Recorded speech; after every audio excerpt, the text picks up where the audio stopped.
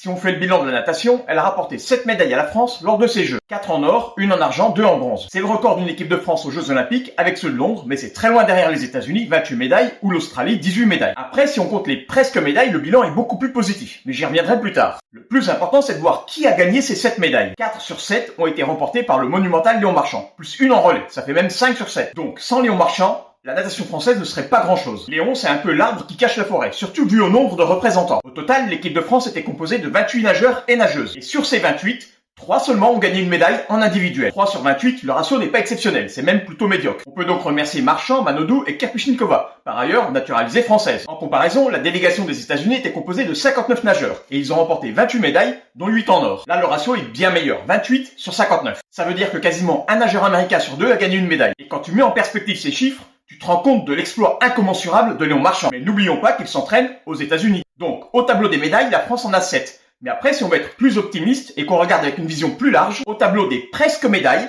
on s'en sort un peu mieux. Les presque médailles, c'est ceux qui terminent aux places 4, 5 et 6. Et là, on peut rajouter Grousset, 5e du 100 mètres nage libre et du 100 pape, Tomac, 4e du 200 dos, Aubry, 5e du 800 nage libre, ensuite les relais féminins 4 x 100 nage libre, 4 x 104 nage, 6e, le relais 4 x 104 nage mixte, 4e, et le 4 x 200 mètres nage libre homme, 5e. Finalement, dans un tableau qui classerait les nations, est-ce qu'on compterait pas les médaillés et en plus les finalistes?